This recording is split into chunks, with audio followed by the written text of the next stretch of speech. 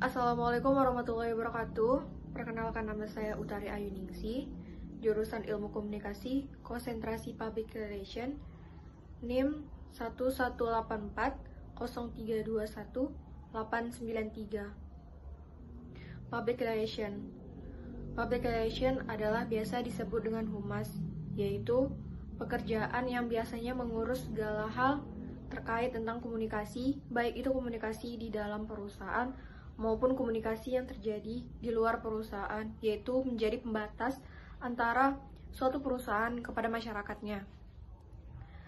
Public relation itu mempunyai peran penting kedudukannya di dalam suatu perusahaan atau sebuah organisasi, karena ia sebagai penghubung antara masyarakat atau publik dengan perusahaan tersebut.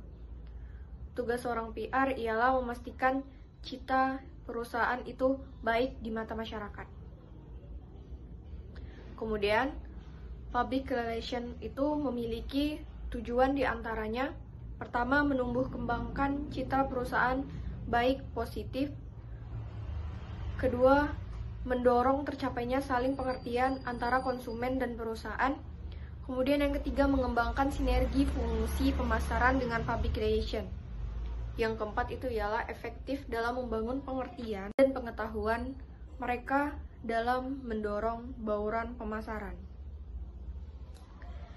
Di dalam public relation tersebut, kita akan lebih mendalami atau mengenal tentang komunikasi, baik itu komunikasi secara verbal atau komunikasi nonverbal. Komunikasi verbal itu ialah komunikasi yang terjadi antara komunikan dan komunikator. Sementara nonverbal itu ialah komunikasi isyarat, seperti contoh sentuhan atau lambaian tangan. Yang dituntut dalam public relation ini ialah harus tampil percaya diri, namun juga memiliki pengetahuan yang luas, supaya dalam pencapaian informasi dapat diluaskan. Dengan kata lain, intinya harus mengerti akan bahasa-bahasa.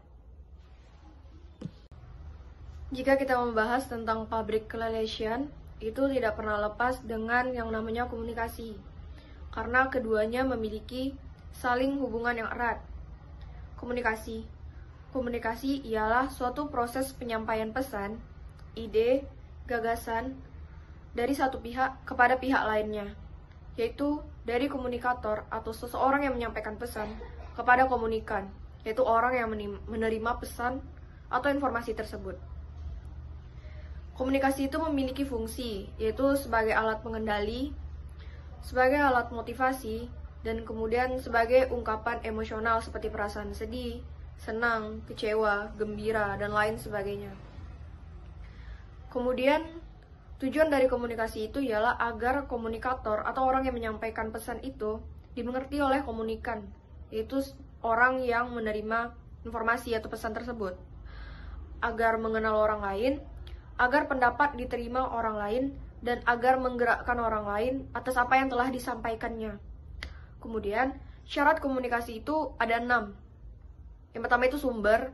Sumber itu ialah penyampaian informasi itu dari mana, atau informasi yang kita sampaikan itu harus mempunyai sumber yang jelas sebagai bukti yang kuat. Yang kedua itu komunikator. Komunikator itu seperti yang sudah saya jelaskan, yaitu orang yang menerima orang yang menyampaikan pesan. Kemudian yang kedua itu komunikan. Pihak penerima pesan, baik itu masyarakat, organisasi, teman, pokoknya komunikan itu ialah orang yang menerima pesan. Kemudian pesan. Pesan ialah keseluruhan informasi yang disampaikan. Ketika kita berkomunikasi, kita pasti memiliki tujuan atau pesan. Pesan yang disampaikan dari komunikator kepada komunikan. Kemudian itu saluran. Saluran itu ialah media yang kita gunakan. Contohnya seperti sosial media, BBM, WhatsApp, dan lain sebagainya. Kemudian efek. Efek itu ialah hasil dari komunikasi atau perubahan perilaku-perilaku dari komunikan. Kemudian selanjutnya, yaitu masuk ke macam-macam komunikasi. Yang mana macam-macam komunikasi itu adalah komunikasi berdasarkan cara penyampaian. Yang terbagi dua, yaitu komunikasi verbal atau lisan dan komunikasi tertulis. Komunikasi verbal ialah komunikasi yang terjalin secara langsung tanpa adanya jarak berarti, seperti meeting dengan klien, wawancara kerja. Sementara komunikasi tertulis itu komunikasi yang terjadi biasanya menggunakan media atau tidak secara langsung. Contohnya seperti pesan dari WhatsApp atau BBM. Kemudian selanjutnya yaitu komunikasi berdasarkan maksud. Ialah suatu hal yang disampaikan memiliki tujuan dan maksud tertentu. Contoh dari komunikasi berdasarkan maksud ini adalah pidato, penyampaian saran dan kritik, memberi perintah, memberi ceramah, juga wawancara. Kemudian selanjutnya ialah komunikasi berdasarkan ruang lingkup. Komunikasi berdasarkan ruang lingkup itu terbagi dua, yaitu komunikasi internal atau komunikasi yang terjadi di dalam ruang lingkup organisasi. Dan yang kedua itu adalah komunikasi eksternal, ialah jenis komunikasi yang dilakukan dari organisasi kepada khalayak atau publik. Contoh dari komunikasi internal, contohnya itu komunikasi vertikal, yaitu perintah atasan, teguran, arahan, kemudian komunikasi horizontal. Komunikasi horizontal ialah komunikasi yang terjadi di antara orang yang memiliki kedudukan yang sama, contohnya sesama staf. Kemudian komunikasi eksternal itu seperti jumpa pers, pameran dan publikasi, program TV, dan radio.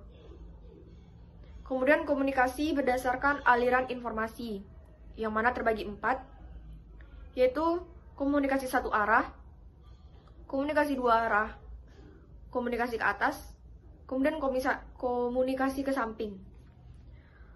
Komunikasi ke atas ialah suatu proses penyampaian pesan, ide, gagasan dari satu pihak, contohnya seperti guru dan murid.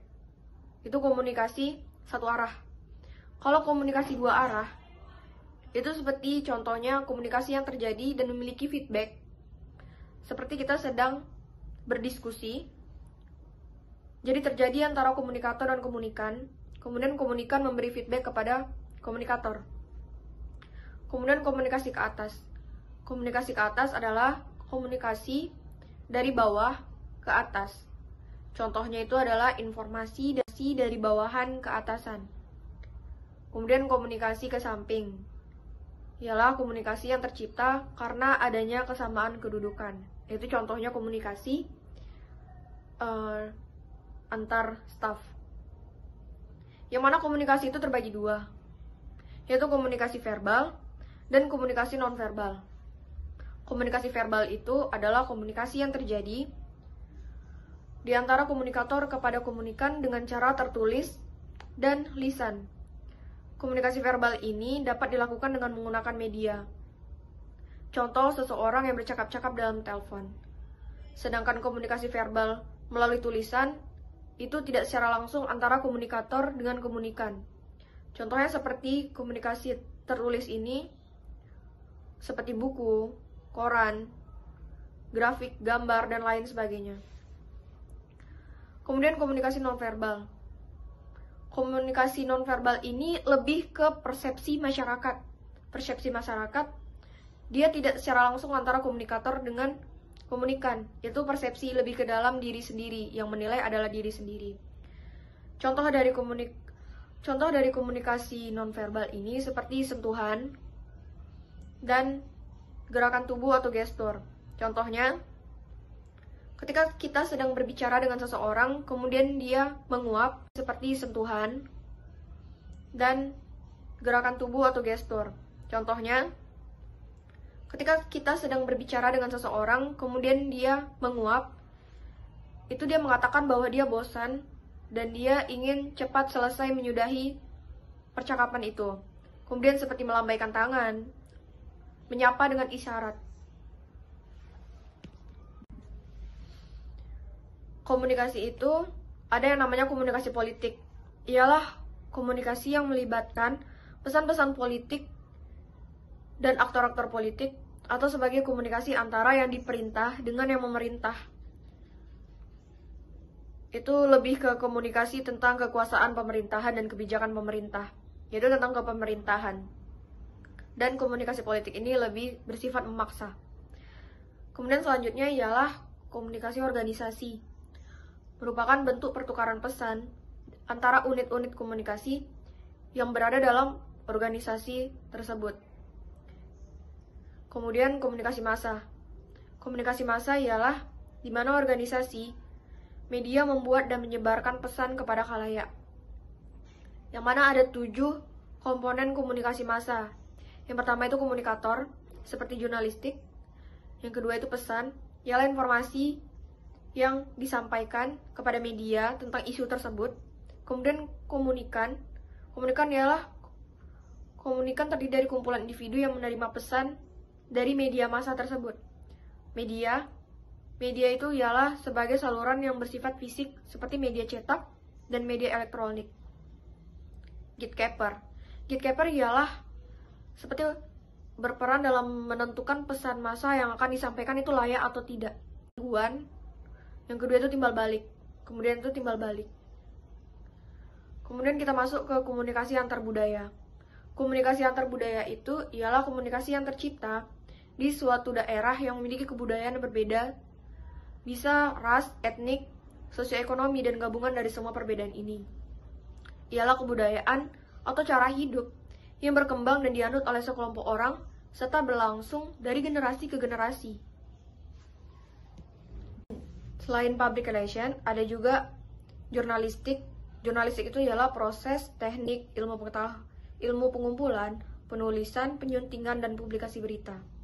Yang mana jurnalistik itu kita harus bisa berwawancara. Yang mana yang harus diperhatikan dalam wawancara itu, yang pertama kita harus menentukan topik yang akan diajukan, kemudian membuat daftar pertanyaan, kemudian menyiapkan alat, keempat membuat janji, menggunakan bahasa yang sopan dan komunikatif, penampilan sopan dan rapi, tidak memotong pembicaraan jika yang memberi komunikasi, yang memberi informasi, menyampaikan, atau sedang berbicara. Kemudian, mencatat hal-hal penting dalam wawancara. Kemudian membuat kesimpulan, dan terakhir ialah memuat di media cetak dan elektronik. Kemudian ialah penyiaran. Penyiaran itu ialah keseluruhan proses penyampaian siaran yang dinilai dari persiapan materi produksi, penyiapan bahan siaran, kemudian sampai ke penerimaan siaran tersebut. Yang mana UU yang mengatur tentang penyiaran itu adalah Undang-Undang Nomor 23 Tahun 2002, yang mana mengatur tentang prinsip-prinsip yang berlaku di Indonesia. Kemudian itu masuk ke hal yang harus diperhatikan dalam membuat iklan. Itu termasuk dari broadcasting. Itu harus memiliki kalimat yang singkat dan jelas, bahasa yang mudah dipahami dan menarik, kemudian tulisan dan gambar visualisasi yang menarik. Kemudian ada editor. Editor ialah orang yang bertanggung jawab dari proses editing. Adapun tugasnya ialah menganalisis skenario bersama sutradara, kemudian melakukan pemilihan shoot yang terpakai, kemudian menyiapkan bahan dan menyusun gambar, kemudian berkonsultasi dengan sutradara atas hasil yang diedit. Editor itu memiliki tanggung jawab penuh atas keselamatan semua materi gambar dan suara yang diserahkan kepadanya untuk keperluan editing. Sekian dari saya akhiri. Assalamualaikum warahmatullahi wabarakatuh.